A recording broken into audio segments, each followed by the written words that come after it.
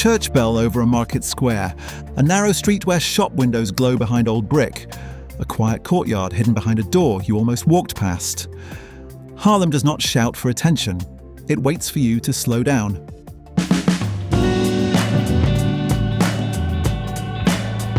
Welcome to Orange Horizons, a podcast for travellers to the Netherlands who want to experience more than just the obvious. In this episode, we're in Haarlem, a city of painters, courtyards, canals, windmills, flowers, and small surprises.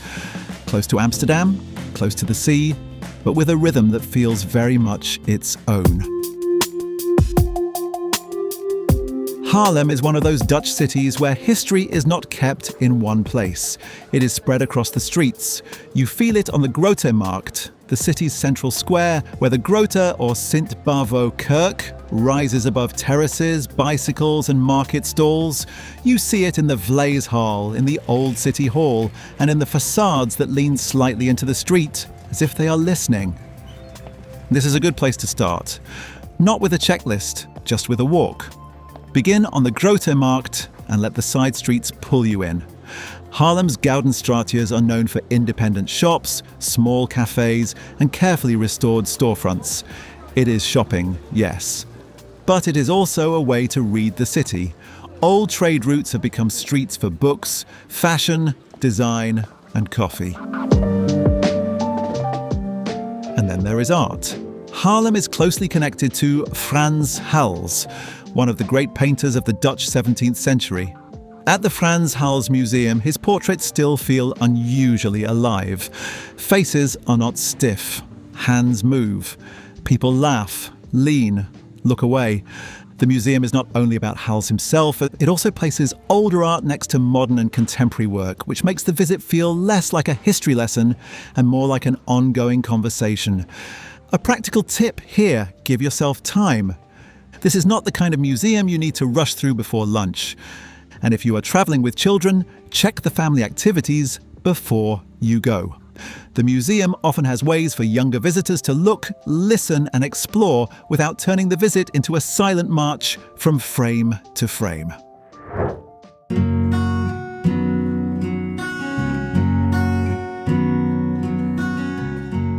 Just a short walk away, the tone changes at Taylor's Museum. This is the oldest museum in the Netherlands. It opened in the Age of Enlightenment, when art, science and curiosity were not separated so neatly. Inside you find fossils, instruments, drawings, minerals, and that beautiful old-world feeling of knowledge being collected carefully, piece by piece. The Oval Room is especially worth slowing down for. It feels like stepping into a different idea of time. Not faster, not louder, just more attentive.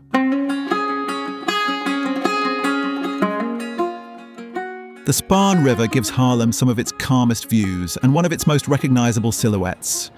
Molen de Adriaan stands by the water, a windmill with a complicated past.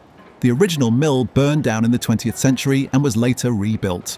Today you can visit it on a guided tour. That detail matters. You do not just walk in and wander around. You go with someone who explains how the mill worked, why it stood there, and what it tells us about the city. From the outside, it is a postcard. From the inside, it becomes more practical, more human. And if the weather is clear, the view across Haarlem is a fine reward. But some of Haarlem's best places are not tall at all. They are hidden low behind walls and doors. The Hofjes are small courtyards surrounded by houses. Many were built as charitable housing, often for older women. Today they are peaceful pockets in the middle of the city. The Hofje van Bakenes is among the oldest. Other well-known examples include the Proveniershof, Hofje van Staats, and Hofje van Oorschot. Visit them gently. People live around these gardens, so step in quietly, keep your visit short, and let the place keep its dignity. That is part of the experience. Haarlem rewards good manners. There is also a greener Haarlem, a city that looks beyond its historic centre. The Haarlemmerhout is often described as the oldest public park in the Netherlands, with roots going back to the Middle Ages.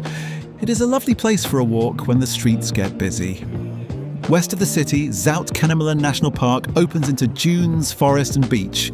You can walk or cycle there, and with some luck you may spot Highland cattle, roe deer or ponies.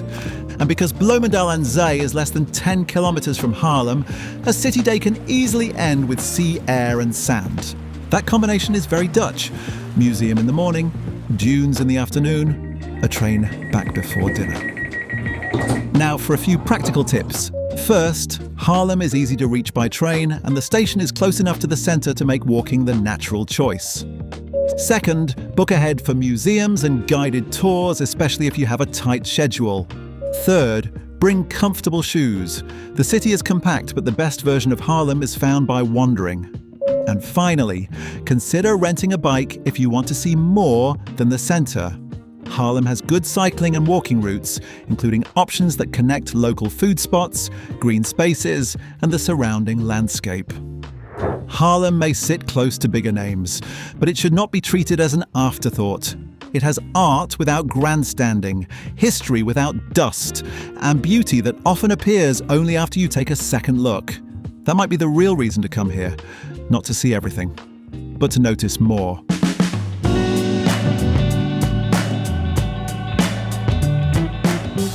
Next time on Orange Horizons, we'll explore the Netherlands by electric car.